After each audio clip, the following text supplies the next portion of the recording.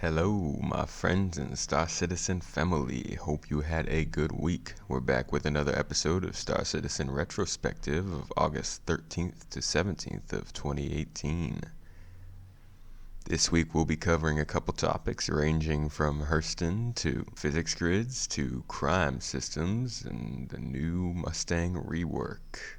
I had myself a much needed vacation week, but I am back and ready to get stuck into these deep dives with you guys. So let's get started right on time.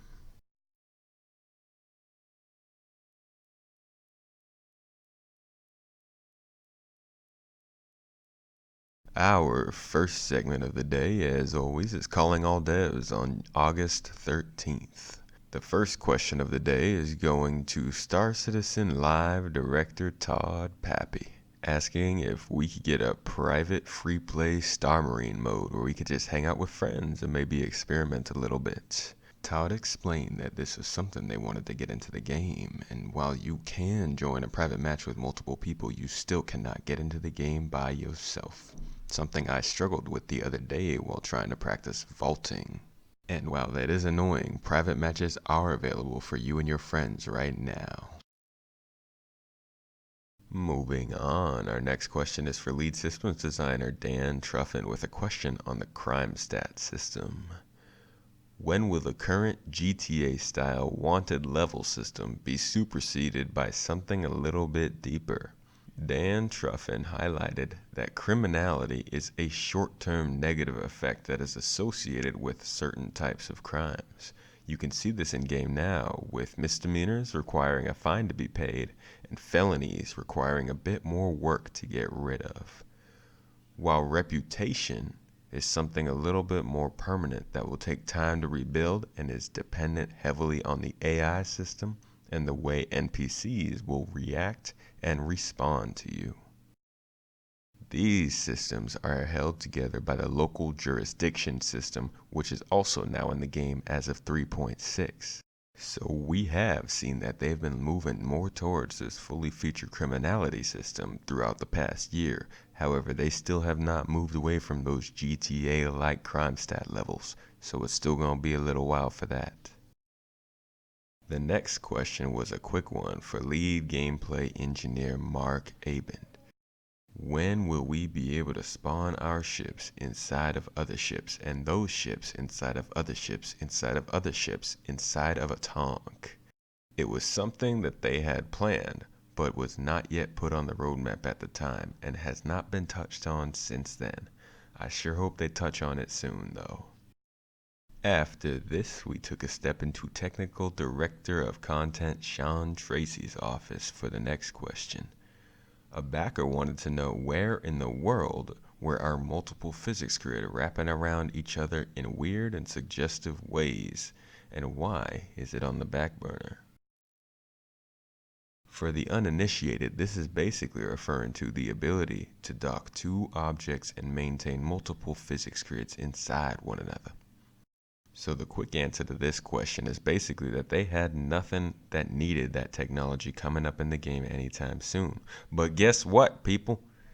Check out that roadmap. Besides the possibility of a couple of these features being pushed back, the technology is clearly at the forefront of their minds right now. And while we haven't heard much about it since this Calling All Devs episode, it looks like it's just around the corner, boys and girls. So hide your kids, hide your wife. We also saw some cryptic messaging in the recent Squadron 42 monthly report that also leaves hints of this kind of technology developing. Now this snippet reads as follows. These changes allow, for example, a fistfight scene play out on top of a Gladius wing while the player is flying the ship. Honestly, I don't know if that's gonna happen. It just sounds like all kind of fun, and I'm over here bouncing in my chair at the thought. It might not sound like it, but I most certainly am. Moving on to Around the Verse on August 16th, we start with some looks at Hurston's new moons. Now these early sneak peeks were looking quite pretty, but we've seen some lighting improvements since then, so let's take a look at what these moons look like right now. Now, while we've seen those improvements that I mentioned, and these are clearly slightly different biomes from the same moons, Ida and Aberdeen, it's clear the LODs and the overall detail has been a little bit downgraded. Whether this is for performance reasons or something else, we can't be sure as of right now. But hopefully, the looks will improve back to something more similar to what we saw last year. Next, we got to see Hurston's savanna biome and the difference in some of the environment based on the distance from the viewpoint. Here is the current implementation of this same biome 1 year later. Next, we look at some more mock-ups of the item rental screen for Star Marine, which was actually looking pretty good. Now you'll see here when I switch over to the current implementation that we're still missing some features from that, including rental time periods and the statistics for each piece of equipment separately.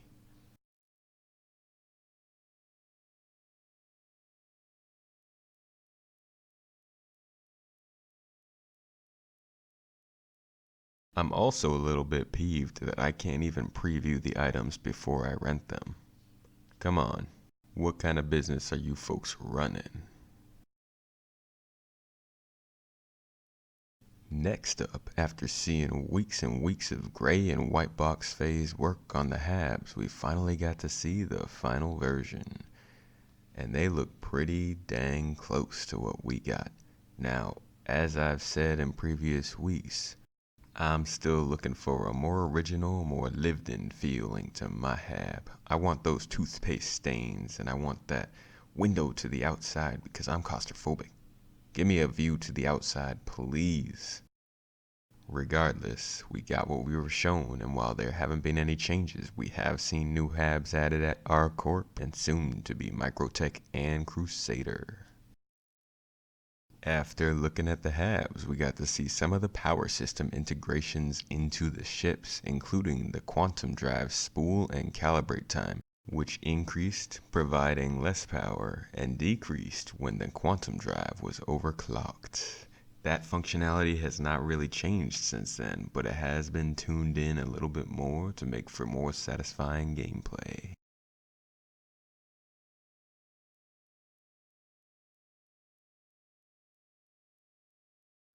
After this, we took a look at some of the freelancer work that was going into the new variants that would release with Alpha 3.4. The freelancers are very popular ships, and we did see them release on time to much fanfare. A couple complaints here and there, but for the most part, the freelancers have been a workhorse around the PU since then. Following the freelancer, we got to see some work on the 890 jump at the time, that which we are still waiting for at this time. We've seen a couple of changes in the ship here and there, including this feature, what used to be a grotto. In the new version, this is a more simplified, futuristic looking pool, but the organic look kinda had a little thing with me, so I'm not sure how I feel about this change. I'll have to wait for the final version. We also saw the pool entranceway and pool area get updated lighting, ambiance, and design. I like where this is headed. Keep an eye out for my 890 jump video due within weeks of the ship's release. So make sure to subscribe so you know when that lands. We finished up this episode of Around the Verse with a quick look at the new Mustang rework, which gives us an easy transition into the August 17th episode of Reverse the Verse with lead vehicle artist Elwin Batchelor Jr. Seeing as how this was a preview for a quickly upcoming ship at the time, most of what was discussed in this episode was not very forward-facing and therefore did not fall within the scope of this retrospective. So I'll touch a bit on what was discussed here, but for the most part, this is a pretty quick segment this week. Now, the Mustang rework did split the community a bit between those who liked it and those who didn't, and a lot of those who didn't actually only had issues with one certain model, the Mustang Beta, which I will touch on a little bit later. But some of the criticisms the rework saw were addressed in this video, such as the decision to move the landing gear off the wings. They didn't want you to lose your wing, your weapon, and your landing gear, all just because somebody was able to shoot off your wing, so they decided to move it specifically for this starter ship, where they didn't want beginners to have to worry about something so particular. Another point was made, interestingly enough, something I didn't know until researching for this episode. The new Mustang rework took a lot of design cues from the Pioneer Outpost building ship, which was introduced in 2017 and then shoved back into the thinking box, because who the hell knows when we're going to be able to build outposts. Now, of course, there are 4 Mustang variants. You had yourself the standard Mustang with a little bit of cargo space. Then you had the highly sought after Mustang Beta with the accessible interior. The quick as peas Mustang Gamma with the extra thruster looking real nice in blue in the rework. And of course, the military heavy hitter variant used for combat scenarios. They went into detail on these variants to show us how they slightly differed based on their functions, including extra cargo, an extra thruster as I mentioned, a full interior, or even extra guns. The Alpha, Beta, Delta, and Gamma. It's a good lineup in my opinion, and they have some shortcomings which I think make them great starter ships. However, like I said, there is one model that players have a bone to pick with: the Mustang Beta. Now, seeing how the Mustang Beta was the most valuable and the most beloved of the group, in my humble opinion, I think this is the main reason that so many people are unhappy with the rework, as the ship used to feel, as many people describe it, like a camper or a simple, scruffy, yet clean home away from home, one that they've taken and turned into something a little too artificial looking. Now, after the Mustang Beta's new unveiling, you saw jokes about the ship, you saw people trading in the ship, you saw people asking what they should trade the ship for, complaining that they want the old version back, some even calling it the worst ship rework ever. This person went so far as to only 2 months ago suggest an entirely new rework.